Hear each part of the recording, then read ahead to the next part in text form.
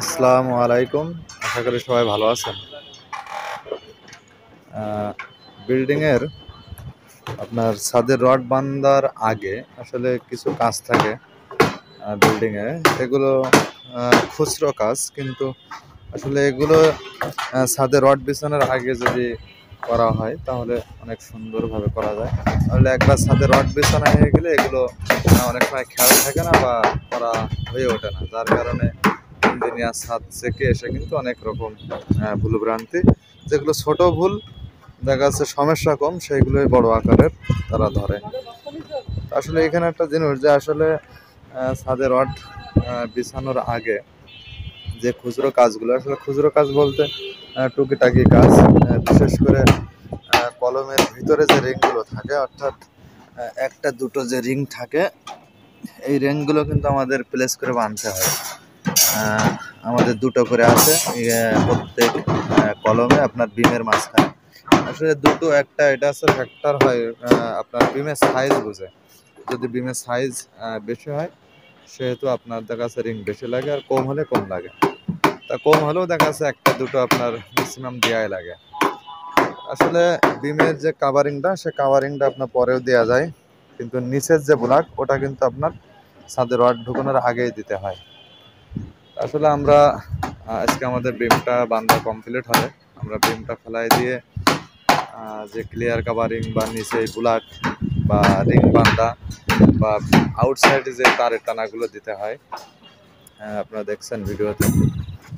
প্রত্যেকটা আউট বিমের যে 18 মিলি তার দিয়ে যে টানাটা দেওয়া হয়, এই টানাটা আপনারা দিয়ে দেবেন। আমরা 15 ইঞ্চি পর আমাদের কিন্তু দুটো করে তার দিয়ে টানা দেওয়া হচ্ছে 18 নম্বর তার দিয়ে, এবং ক্লিয়ার কাভারিংগুলো ঠিক করছে।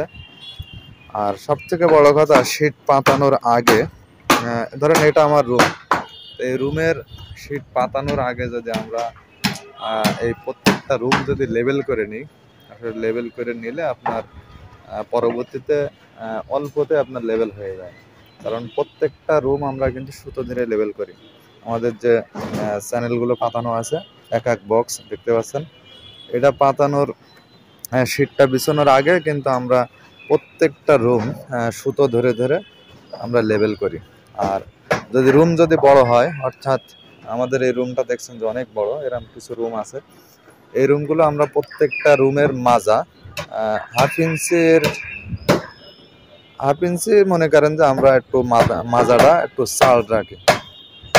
কিন্তু আমাদের ঢালাই কিন্তু যদি আমাদের স্ল্যাব 6 ইঞ্চি স্ল্যাব হয়ে থাকে, কিন্তু 6 ইঞ্চি হয়। আমরা যে ওই যে হাফ ইঞ্চি চাল রাখার কারণে যে আমাদের ওখানে হাফ ইঞ্চি ঢালাই কম হবে এমন কোনো কথা না। আমরা ঢালাই যখন করে মেপে করি, ইনশাল্লাহ আপনাদের ঢালাইটাও আমরা একদিন দেখাবো। তা এটা করলে কি হয়, যখন আমরা রুমটা খুলি, বিশেষ করে যে বড় রুমগুলো, এই বড় রুমগুলো খোলার পরে নিচে শাটারিংটা যখন খুলবো বা এর উপরে যখন ইটের গাঁথনির চাপ পড়বে, তখন কিন্তু একটু হালকা দেখবেন যে ডাউন মতো হয়। তা যখন আপনারা চালটা দিয়ে রাখবেন, তখন দেখবেন যে এগুলো আপনার যেটুক ডাউন হবে ওটুক আর আপনার খালি চোখে আপনি বুঝতে পারবেন না, বা টাইলস লাগানোর সময়ও আপনার কোনো জায়গায় বেশি বা কোনো জায়গায় কম এরম বালি লাগবে না। তাই চালগুলো রাখতে হয়, চাল বলতে আপনার হাফ ইঞ্চি মতো উঁচু করে রাখতে হয়। সেটা আছে বড় রুমের মিডিলগুলো, এবং যে বারান্দাগুলো দেখছেন, এই বারান্দার মাথাগুলো আমরা একটু চাল রাখি। অনেকে হয়তো আমাদের মতোই করেন বা অনেকে পুরো লেভেল করেন, সেটা আছে তাদের ব্যবহার, তারা যেভাবে করে। আসলে খুচরো কাজ যেগুলো বললাম এগুলো আছে মেন। এইগুলো যদি আমরা ছাদে রড বিছানোর আগে যদি আমরা এগুলো করে নিই, তাহলে পরবর্তীতে আর ঝামেলা হয় না। বিশেষ করে বাঁধতে গেলে, ওই রিংগুলো বাঁধতে গেলে হাত ঢুকানো যায় না ওর ভিতরে, কেড়া দিয়ে বাঁধতে হয়। তো এগুলো আমরা আসলে আগেরটাই করে নিই, আপনারাও করে রাখবেন, তাহলে দেখবেন যে অনেক সুন্দর হবে কাজটা। তো সবাই ভালো থাকবেন। আল্লাহ হাফেজ।